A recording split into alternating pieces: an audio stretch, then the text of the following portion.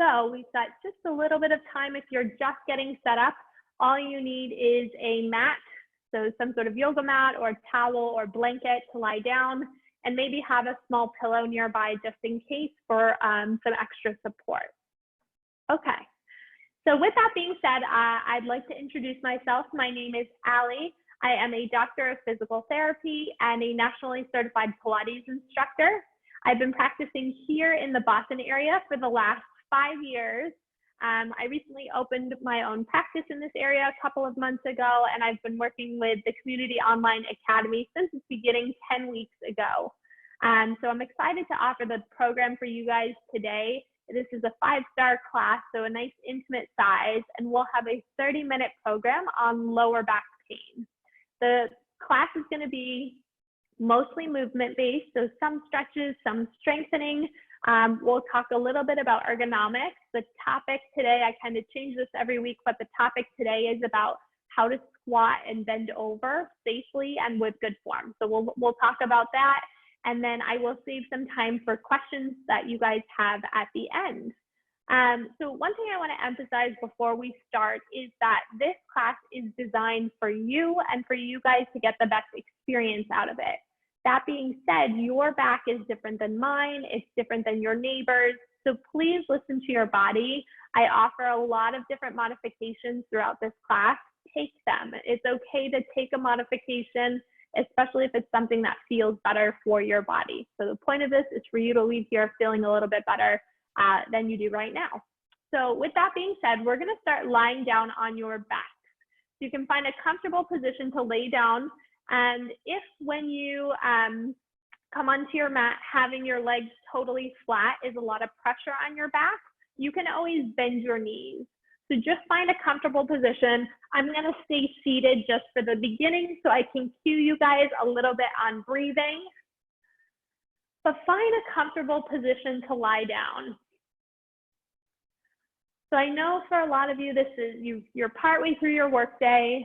Take a moment to settle in, let your head rest down on the mat, let your shoulders melt onto the mat, and just find the heaviness of your body in space. And as you lie here, start to scan from the top of your head all the way down to your toes. And just notice your body on the mat. Notice any differences you might feel from side to side, any spots of tension. And for now, just notice it. There's no right or wrong.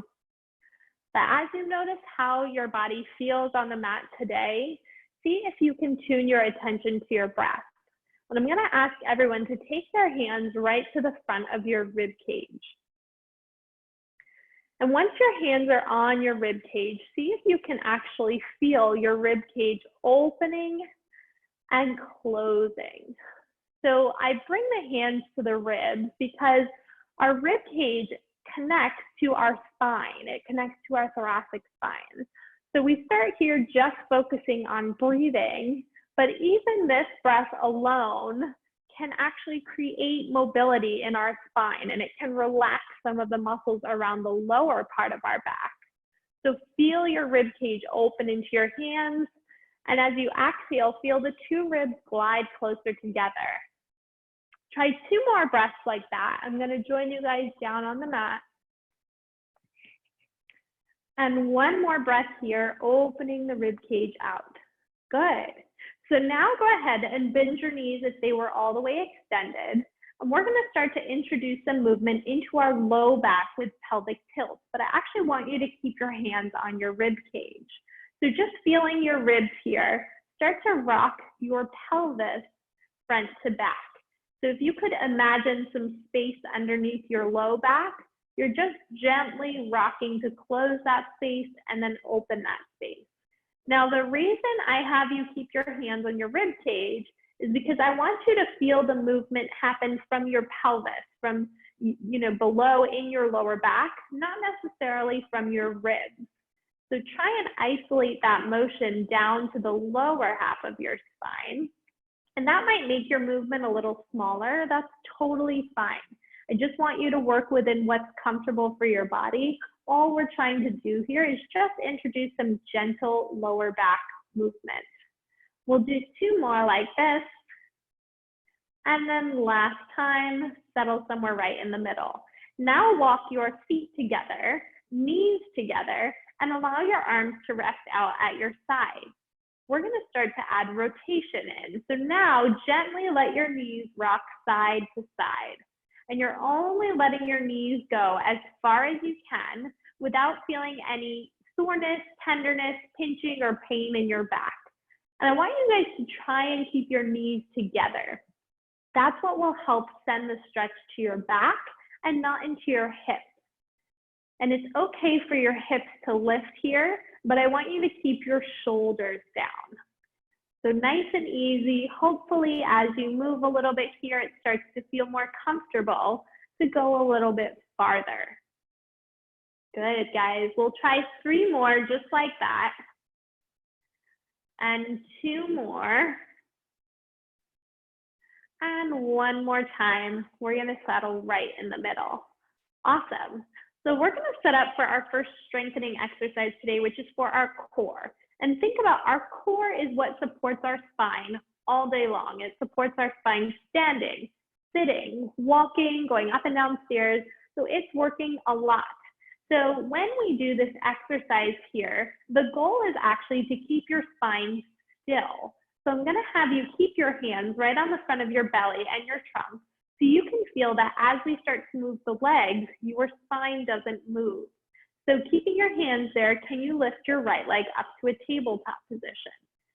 From here, you're going to start to press your right leg out and pull it in, keeping your trunk still. And I want you to be honest with yourself. Even if you feel little micro movements, you can modify by pushing the leg up a little bit higher, or challenge yourself by pushing your leg down lower towards the floor, and see if you can feel your rib cage popping up, or maybe your hip shifting side to side. If you want to add to this challenge, you can now lift your left leg up and continue to press the right leg. Now this is much more of a challenge, so maybe you need to come back to pushing the leg up higher, making sure that your rib cage is still down, that you didn't feel your back puff up and poop into your hands. Good, guys. 3 more. And 2. 1 more time. Bend it in and place both legs down. Nice job. We're going to do the same thing on the other side. So reconnect to the feeling of stability in your trunk, and then bring your left leg up to a tabletop position. From here, start to press out and pull in. Usually one side of our core tends to be a little bit stronger than the other. So just notices the difference you feel on this side. You can try down a little bit lower, or maybe you need to be up a little bit higher for this one. If you want, and this is optional, you can lift your right leg as well and continue with that extension of the opposite leg, all the while trying to keep the spine nice and still on the mat. That's it, guys. 3 more. Last 2. 1 more time, and place both of your feet down. Nice job. So we're going to go now into a strengthening exercise for our glutes, our hip muscles. And our glutes are really important for bending over, picking up heavy objects, and even carrying things. So I want you guys to remember this, because it's going to come back in our class later. So walk your feet in close enough to be able to touch your fingertips to your heels, imprint your big toe, pinky toe, and heel into the floor, and lift your hips up into a bridge position. Like I said, you should be working your glutes. So check, make sure you can feel your glutes active. If you feel pressure in your back, make the space between your ribs and hips smaller. And you're going to do that by drawing your rib cage down as though you're giving your stomach a gentle hug. Now you have the option to just hold here. Otherwise, you can start to lower and lift, lower and lift. So you're just tapping your hips to the mat and then lifting them back up, trying to keep the work in the glutes, in the butt muscles. If you lose that, it's okay to pause at the top for a second, reconnect into your alignment, and then go back to the movement. Push equally into both feet. That's it. I'm gonna take a quick peek at your form here, guys. Awesome. Good. Bring the inner thighs together just a little bit for all of you. So imagine a ball between your knees. Good. Susan, soften across your chest a little bit. That's it. One more time like that. And then you can drop your hips down, take a little rest. Good, guys. So from here, this is totally optional, but we're gonna come up to sitting. And if you'd like to try a challenge with this, we're gonna roll up using our abdominals. Otherwise, you can push yourself up to a seat.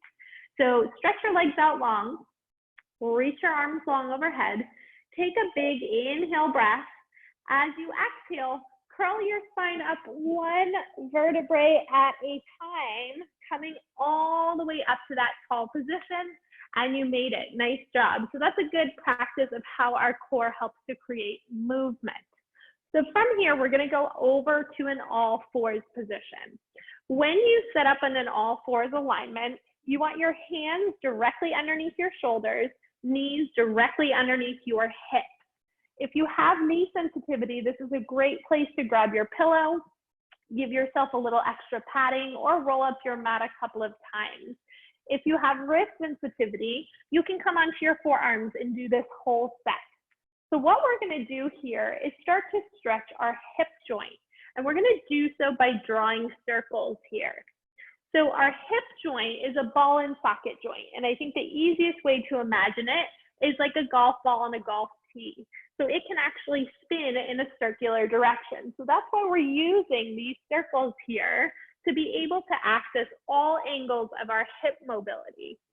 Now, there's probably a question in your mind, why do we care about hip mobility for a back class? Our hips and our back move so closely together in most movements that if our hips are tight, it adds to the stress of our low back. And if our hips are nice and flexible, it is less stressful for our back to do that movement. Change direction here. Same circles. Make it within your comfortable range of motion, but maybe challenge yourself a little bit. You can reach to the sides. You can reach a little bit farther back. You can even reach a little farther forward. Good. One more time like this. And then you're going to settle with your hips back over your feet, sitting into a child's pose. So if your feet don't like being flat like this, you can always tuck them under and do the same thing, maybe even letting your forehead rest down on the mat. And just take a breath here, breathing into your lower back. And then when you're ready, come back to the all fours position, and you can go ahead and lie down on your stomach. So when you lay down, you may find that right away, this is a lot of pressure for your low back. And if that's the case, put a pillow underneath your hip. This is a position of relative extension. So our spine is very used to sitting flexed forward. So just laying on your stomach, it can already be a stretch. Now we're going to build on that a little bit by placing your hands under your shoulders and starting to curl up and lift your spine. And you might only be able to lift your upper back. You might feel comfortable lifting all the way into your lower back, but be gentle with yourself. Go slow here. It shouldn't be pinching or painful. It should just feel like a stretch, and it might be a really big stretch, but albeit it should still be relatively gentle. And I want you guys to think of this as a stretch, not just for the low back. And I see a lot of people get a big extension in the low back, but can you also extend the upper back? So thinking like your whole spine is going to make a C shape. We'll try 2 more here. Good. And one more time. And come all the way down. Nice job, guys. So we're going to roll onto our sides. Let's all go to our left side for the purposes of cueing. So here I'm going to make a little pillow with my bicep, bending my knees in nice and close towards my chest. This step is important. We're about to do another rotation exercise, but this rotation is meant for our upper back. We already did rotation for our low back. So in order to prevent it going into our low back, we bend the knees in nice and close. From here, you reach your top arm, in this case my right hand, out in front, and then reach up and over back behind you. So I like to imagine here that I have the page of a giant book, and I'm reaching that page up and over, and then closing that page back. This again, like I said, is for your upper back. So if your shoulder bothers you here, you can just rest your hand on your chest and rotate your chest down towards the floor, and then rotate your chest up to the ceiling. So you can still get this stretch even without the arm movement. We'll do 2 more. Good, guys. And last time. And come back to the center. We're gonna stay down on our side to do a little strengthening exercise. So bring your right hand to your right hip. You're gonna straighten out the right leg. Keep your left knee bent. Reach that right leg out nice and far. So this is to strengthen my right hip. And the side of my right hip is what supports my spine when I'm twisting, turning, or changing directions quickly. So from here, I'm gonna start to lower and lift my right leg. But I am not moving my spine. So I actually want my spine to be totally still, and you can keep your hand here to feel that. So all the movement comes from the hip. That gives you a benefit in a couple ways. It protects your spine, but it also makes your hip work a little bit harder to have to work in isolation. Good. We'll do 4 more. 3, 2, and 1. Awesome, guys. We'll flip on over to the other side now. So you guys can just roll. I'm just going to sit up so I can continue to see you all. And we'll come down onto the right side. So bend your knees in nice and close. Let your head rest down on your bicep. And then we reach the top arm out in front and reach it up and over back behind you. So slowly reaching out in front and rotating back behind you. And again, you can always modify keeping your hand on your chest, just allowing that rotation to happen from your upper back only, or you can keep that arm in movement. Let yourself breathe comfortably in this series. Good. Try 3 more. 2 more. Nice work there, guys. And last time, come back onto the center and bring your left hand to your left hip, and you're gonna straighten out your left leg. Reach it away. I want you to get longer through that left leg. Notice how the reach of my left leg actually levels out my hips so that they're stacked on top of one another. From here, keeping my spine still, I start to lift and lower. And again, you should feel the work on the outside of your left hip in this case. And these muscles, they do tend to get weak because we don't always do a lot of sideways movement in our modern life. We walk forward, we don't really walk backwards often, so we get a lot of strength in that forward direction, less so in this sideways direction. 5 more, 4, 3, 2, last time, go ahead and bend the knee in. Great, guys. So press yourself on up to sitting. We're gonna do some work in standing next to talk about ergonomics. So when you guys are ready, come on up to a standing position. I'm gonna adjust my camera a little bit so you can see me. Let's see, I need to go up just a little bit higher there. Okay. All right, so we're gonna talk about squatting and how to bend. And so I recommend when you are needing to bend over to pick something up, or even just bend to tie your shoes, things like that, that you use a squatting motion to protect your spine. And so the reason a squat is protective for our spine is because it's a movement where we bend our hips, not our back. And what that means is that our spine should actually stay quite still during a squat. And that doesn't mean our trunk doesn't move, but the shape of your spine doesn't change. I think the best way to feel that is to bring your hands to the front of your trunk again. So you should be able to feel the front of your ribs and the top of your hips between your fingers. The space between your ribs and hips shouldn't change when you squat, and I'll show you what that looks like. So I'm gonna squat and then stand up nice and tall. So although my trunk bent forward, it's because I'm bending at my hip. I'm not changing the position of my spine as I bend. My spine position is nice and still, and then I come back up. So the way I like to sequence it is bend your hips first, then your knees, and then press your hips forward to stand tall. Bend your hips back first, then your knees, then hips forward and stand tall. And this takes some practice. Hips back, like you're gonna bump someone behind you, bend your knees, stand up tall. One of the most common mistakes I see is that when people get to the bottom of their squat, this space between the ribs and hips has gotten bigger because your rib cage drops to the floor. So you have to work a little bit to pull the front of your ribs up to keep them active when you go into that bottom part of your squat. So see if you can feel that with your fingertips when you sit back, if your rib cage is dropping towards the floor.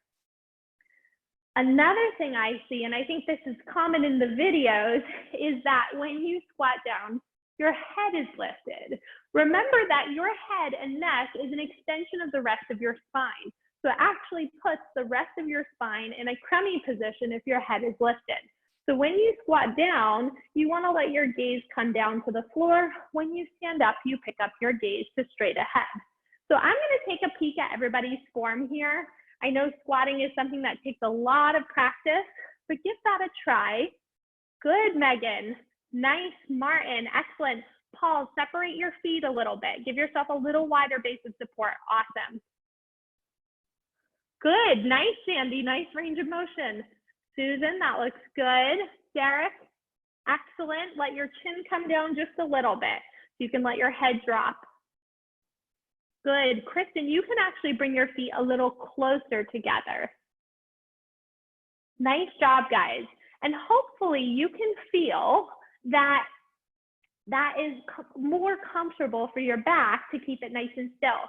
Now, I said before that when we were doing our bridging exercise, our glutes are important. This is where they come into play. So I want you guys to try just 5 more, but this time keeping your hands on your glutes so you can feel if they are working as you squat back and stand up tall. Your glutes are what helps your hips create that backwards movement without falling over. Okay, so see if you can feel that. And it's a little harder to activate your glutes here in standing sometimes. So if you're having trouble, practice those bridges. Build up your strength and endurance until you feel comfortable activating in that standing position. Yes, guys, your form looks tremendous. Just make sure you stand up nice and tall when you lift. Good. 2 more. Nice, guys. 1 more time there. Good. Okay, so we've got 1 more exercise in standing. So I want you to recenter your feet so they're right underneath your hips. Your feet are parallel to one another. And we're going to start going up and down on your toes. So I want you to go slow and I want you to land soft. Now you guys are probably saying, why are we doing an ankle exercise in our back class? But I want you to think about this.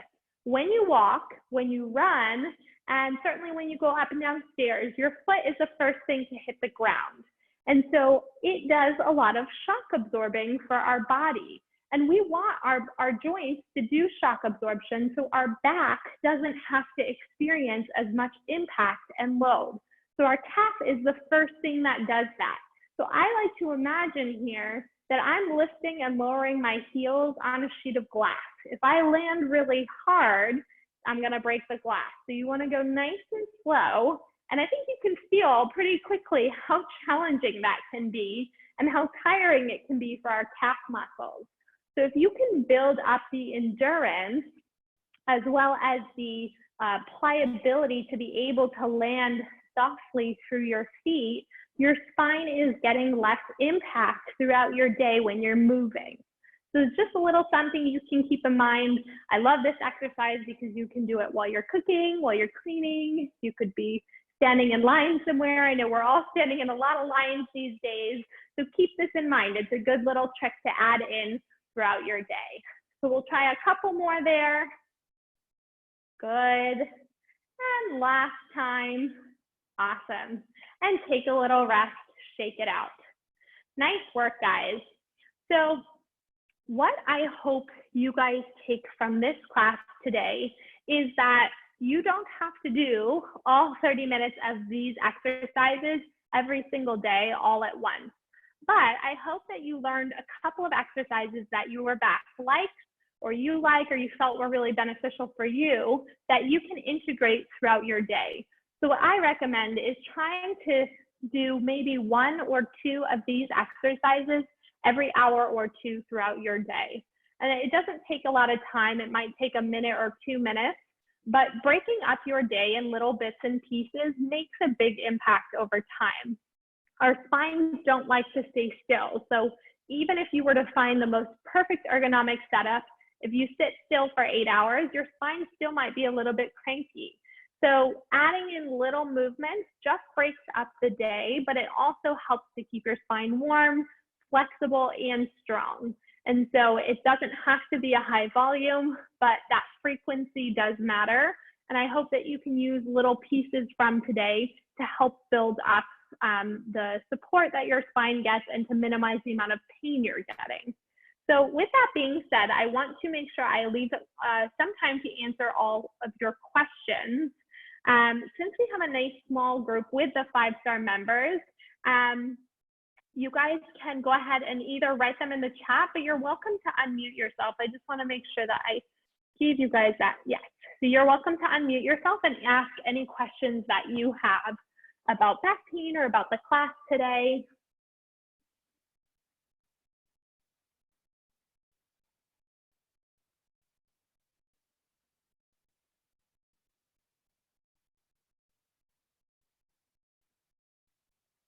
Allie, I was telling you I have the desk that raises and stands, and so I've been trying to stand more during the day.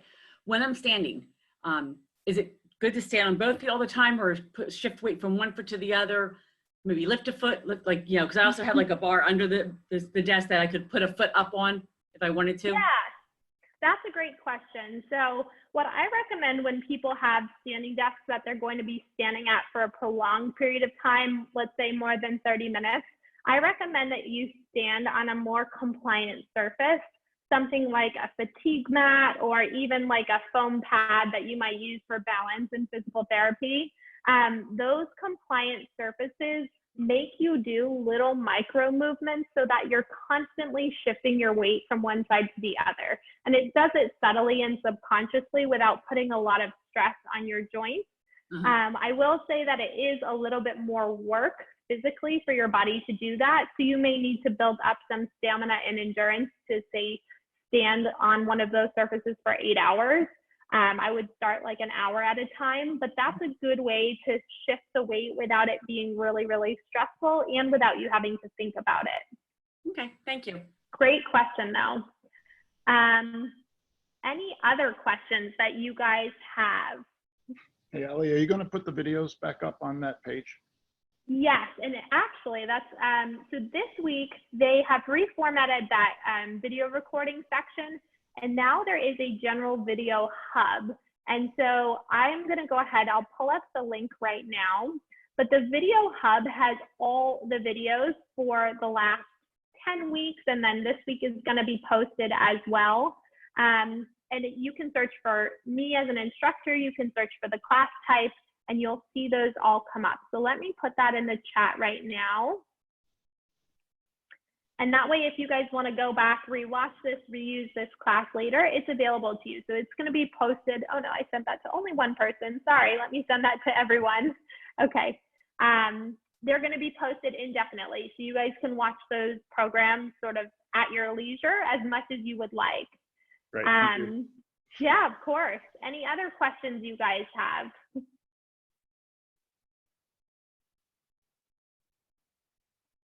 One question I have in the chat, is it okay to work while sitting on a stability ball? Absolutely. So actually, for the same reason that I just mentioned to Susan about the mat on the floor. A stability ball makes your spine move in micro ways.